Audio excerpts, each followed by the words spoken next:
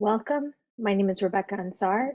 This is my final project presentation. It's an in-depth walkthrough of my case study in medical diagnostics, creating a fine-tuned CNN model for malaria detection. Malaria is a serious disease caused by parasites transmitted to humans through bites from infected mosquitoes. Automating the classification of a human cell as uninfected or malaria parasitized can facilitate early and accurate detection. To produce a medical diagnostic tool, this project utilizes the fine-tuning of a CNN model called Inception ResNet v2. All of the dataset available from Kaggle is utilized for model building. Almost 28,000 total images, with 13,779 images each of the two cell types, are used. Fine-tuning is a model building method that harnesses the power of a sophisticated model architecture that is pre-trained on a large dataset. The Inception ResNet v2 model will be used here, which is trained on about 1 million images from the ImageNet database. The model architecture is customized by 1. Retraining a subset of the final layers in the model and keeping all other layer weights intact, and 2. Adding a custom head to the model that performs a specified task. In this project, that custom head performs a binary image classification task. This is a comprehensive slide that discusses the data preparation effort for this project. The information is consolidated here, but I will cover just the first portion and cover the other information included here in later slides. I uploaded the data from the data source on Kaggle to my Google Drive because I've purchased significant storage space in my drive, and I used the zip extractor to load the data directories. This process took over 12 hours, but it was a one-time task. I opted to use Google Colab because it offered the availability of more credits for purchase, a more powerful runtime type, and higher RAM than my local machine. I used various GPU and TPU runtime types with high RAM turned on. I imported the drive package and then mounted my Google Drive to access the data so that the notebook can pull the necessary files from my drive. This slide shows all of the packages and libraries that were imported for this project. I imported Drive.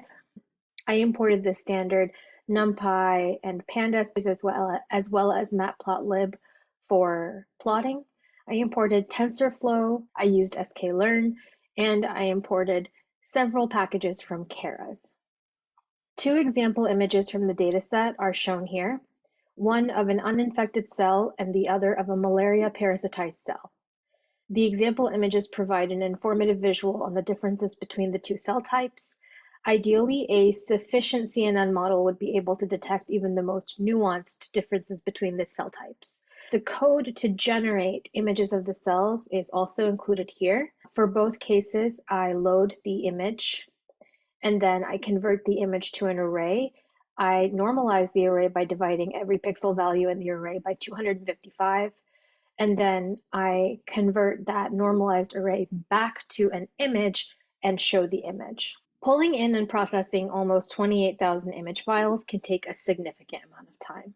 So I developed a pipeline that is shown here, which ensures each image is brought in with a 150 by 150 shape and 3 color channels. The pipeline then converts the images and labels to NumPy arrays and normalizes the image pixel array values by dividing each value by 255.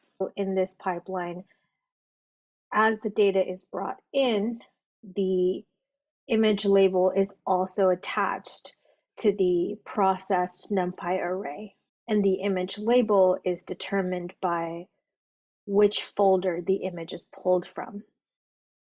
After all of the images for both uninfected cells and infected cells are converted to NumPy arrays, those arrays are combined and shuffled. One note is that when I initially attempted to convert the cell images to NumPy arrays without ensuring constant image size, the code threw an error because the images are of different sizes. Thus, confirming constant image size is a critical validation step during the data processing phase. Both the NumPy image arrays and their corresponding labels of 0 or 1 are saved as pickle files because it is faster to load the pickle files than to process all of the data every time the notebook is run. The code to save the data to pickle files is shown here. Once the entire pipeline is run from end to end to process the data, the output will look like the image to the right in the slide. This snapshot confirms that the correct number of images were brought in and processed for each of the two cell types. It also confirms that the total array count is 27,558 and that the shape of the Y data is the same and formatted correctly as an array. The data preprocessing pipeline only needs to be run once. Once the pickle files are saved, they can be reloaded from the pickle files and read into X and Y variables. In the code shown here, that's exactly what is done. Following that, a 70-30% train test split is created from the array data and labels that were stored in pickle files.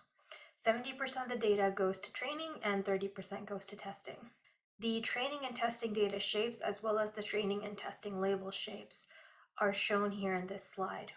One challenge was to identify the optimal amount of data to include for training and testing, since more data slows down the entire model building endeavor. To ensure the most optimal model possible for medical diagnostics, I opted for a 70-30 split, which sets aside over 8,000 test images and leaves almost 20,000 training images.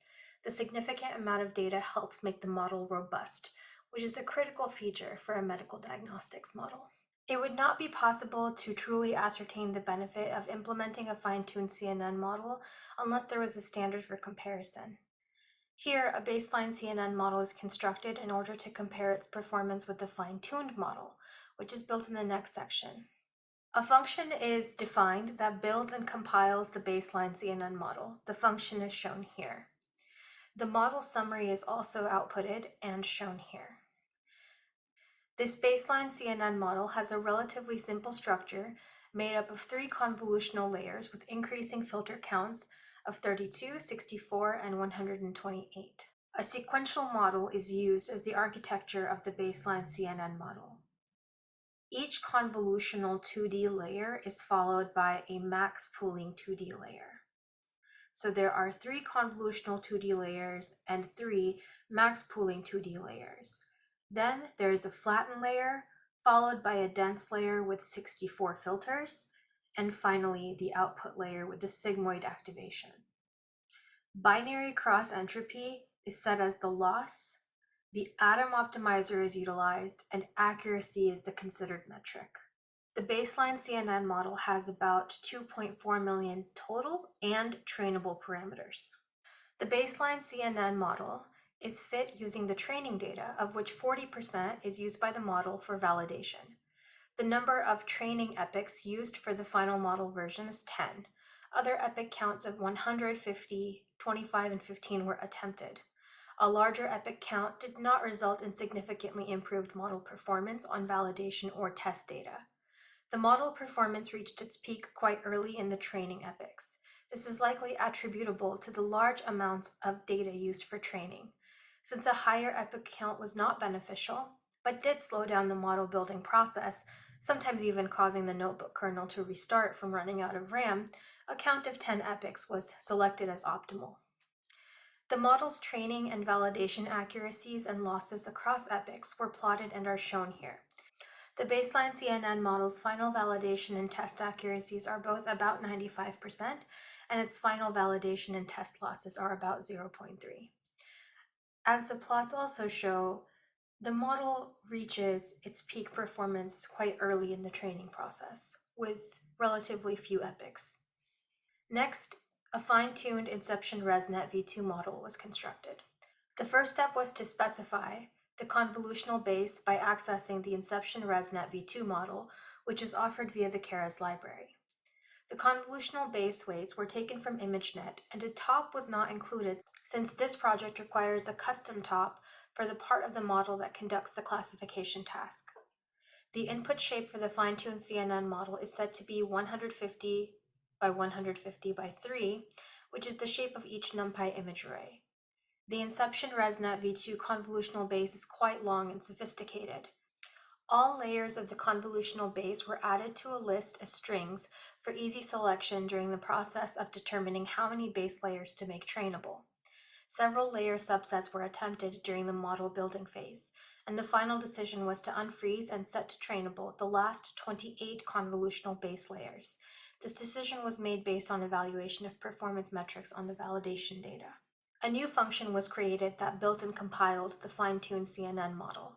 This model has a custom dense classifier as its head, with a dense layer that has 256 filters and the same final output layer specifications as the baseline CNN model. The parameters for the compile function were kept constant across both the baseline and fine-tuned models. The final model summary is displayed here. The architecture of the fine-tuned Inception ResNet v2 CNN model is also sequential, just like the baseline CNN model. This model begins with the convolutional base, of which 28 of the final layers are set to trainable. Then the custom head is added by adding a flattened layer, followed by the dense and output layers.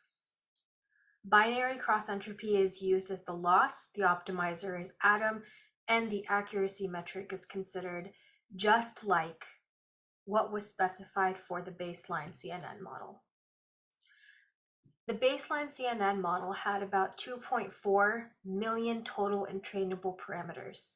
In comparison, the fine-tuned CNN model has about 58 million total parameters, of which about 10 million of those parameters are trainable. So this model is much more complex and much larger than the baseline CNN model. The fine-tuned CNN model was fit over 10 epochs using the same specifications as the baseline CNN model. The same training data was utilized, with 40% of that data being allocated to validation. The same different epoch counts of 150, 25, and 15 attempted for the baseline model were also attempted for this model, but this model similarly reached its peak performance in very few epochs. For the same reasons as noted in the section above, 10 epochs was selected as optimal. The model's performance metrics during training were plotted, and these plots are shown here. The final validation accuracy was about 95%, while the final test accuracy was slightly lower at about 94%. The final validation and test losses were both about 0.3.